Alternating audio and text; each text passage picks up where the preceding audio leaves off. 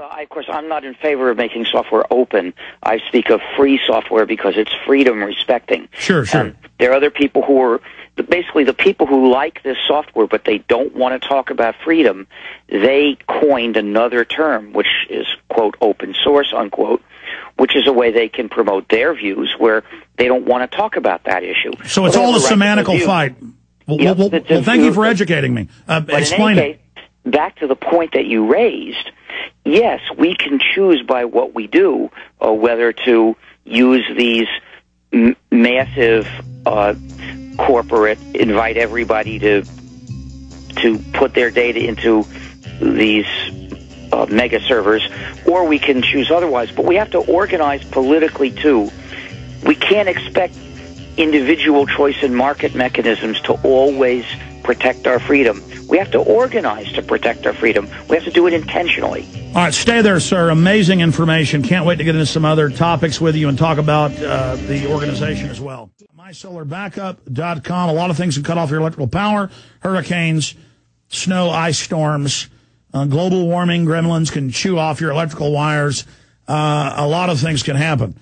And so instead of sending all your money to Al Gore and carbon taxes, I suggest you take your own power needs out of the control of that control freak and go to MySolarBackup.com.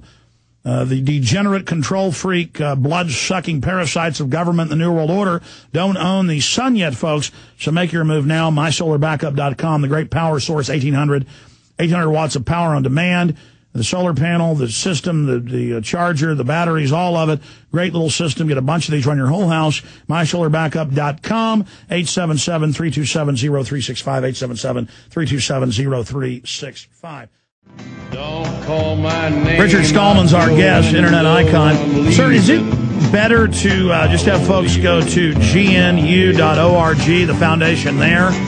Or what are some other sites folks can visit to read your writings and analysis and breakdowns? GNU.org, GNU.org, is the website about the GNU system and the free software movement. The Free Software Foundation has a website, FSF.org, and there you can find things like resource information, lists of useful free programs, lists of hardware devices that don't require any non-free programs, people who provide support as a business for free software, and other useful things. And you can also join the Free Software Foundation, which is the main way that we pay our staff. Now, I'm a volunteer, but the staff get paid. Sure, folks should definitely join that because we probably wouldn't have as much freedom as we have now if it wasn't for you guys. Again, I'm no IT guy. I can barely send an email. But just because I do lease a lot of servers and CDNs and own some, I know some about it.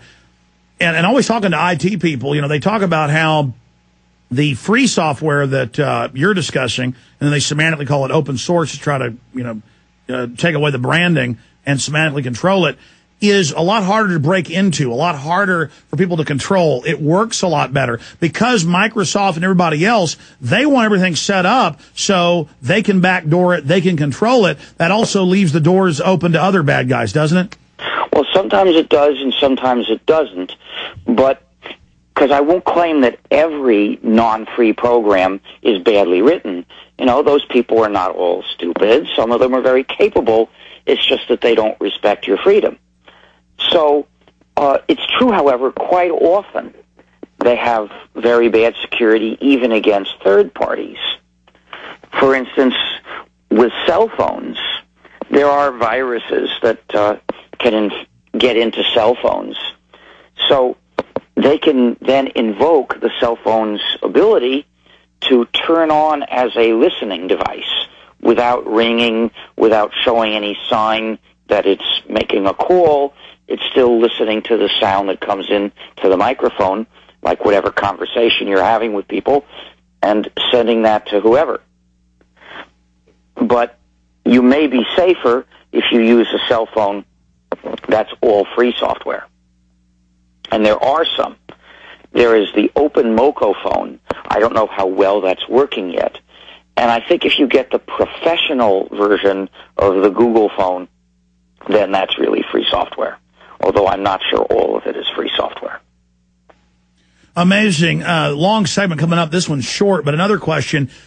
And again, all these IT people and hackers send me this stuff, and it's mainline Pentagon reports and Air Force Cyber Command San Antonio, and it's the general commanding their forces to attack our own internet, to test its strengths and weaknesses. And then I've seen hackers have told me, and I've seen some blurbs about how it's really the government hacking the hospitals and hacking power plants to then have a pretext to bring in more of their own control. Are you familiar with governments false flagging or staging attacks on their own systems as a pretext to get more funding and control? Well, I don't know about any instances of that on the internet. That's not what I specialize in. So I haven't read news about a thing like that I recall. But it wouldn't surprise me that much. I mean, if you could have the Gulf of Tonkin incident, and you could have the supposed weapons of mass destruction in Iraq, then I guess why wouldn't they lie about who is, I wouldn't put it past them to stage such an attack and lie about it, but that doesn't mean that I know that they're doing so. Sure, yeah, that really wasn't in the news. I mean, there were a few stories. It's mainly bizarre hour-long video briefings with the Air Force and people, and I'm sure you did hear about the head of cybersecurity a couple months ago quit and said the feds are taking over the web. I won't be part of this. I mean, when their own head of cybersecurity quits, I think we have a big problem here. Yeah, I didn't read about that, and now that I've heard it from you, I'll take a look. Now, there's so much going on. I can't keep track of it all either, and it was only in a few articles. When we come back, I want to talk about how do we save the internet? How do we expand it? How do we make it more free versus the architecture that it seems to be leaning towards? Go ahead and start down those lines, sir. Well, my work will help you make sure that your computer is under your control. But beyond that, there's nothing that each one of us can directly do. So if there's censorship or if there is, say, surveillance going on in the internet that connects you to me, neither you nor I can simply make a change to turn that off. The only way I know of we can stop that. Well, stay there. Got a break. I'm sorry to interrupt. Got a break for the satellite. You're listening to GCN, the world leader in independent talk radio. Okay, let's go back to Richard Stallman, who invented the GNU Linux system, has a big free software, internet freedom organization. Again, sir, I'm literally a troglodyte when it comes to all these terms. Again, reintroduce yourself for folks that don't know, and then I'm just going to sit back, shut up, and hear what your solutions are, ways to fight this. You got cut off by the break with how do we stop the governments from trashing the web. They openly say the people are kicking their butt. They don't like free speech. I get restricted everywhere by MySpace, YouTube. They admit I'm censored. I'm just little old Alex Jones. You got the floor, sir. Well, what I started 25 years ago was developing a free software operating system called GNU. And the idea is free software is software that respects your freedom, and you control it. The users control it individually if they know how and want to go to the trouble, but also the users collectively control it. Any group of users that want the program to work a certain way, they're free to develop their version which works that way. Those who know how to program do it, and those who have the same preferences use that version, and if they don't like that version, they use some other version. And you can also pay people to make the changes you want. So, for instance, your show, if you wanted to change a free program, well, you personally don't know how, maybe none of your staff knows how, but there are companies that would make those changes, just as there are carpenters you could hire to make changes in your office.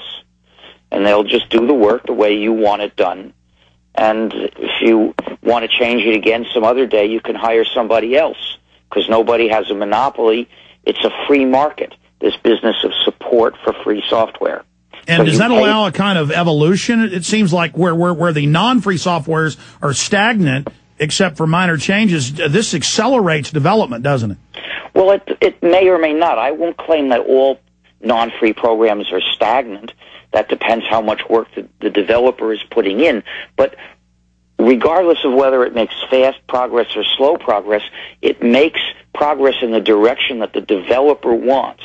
And if there's something the developer doesn't want you to be able to do, like, for instance, access a certain file more than 5 times, he'll program it not to let you. So proprietary programs frequently have these malicious features, which we call digital restrictions management, or DRM, or digital handcuffs. They are designed to stop you from doing things. So that program may not be your servant. It may be your prison guard. In any case, these are things that we can take control of ourselves. We can free ourselves and each other, and that's what we've been doing in the free software movement since I started it. But there are other areas where we just can't solve the problem that way.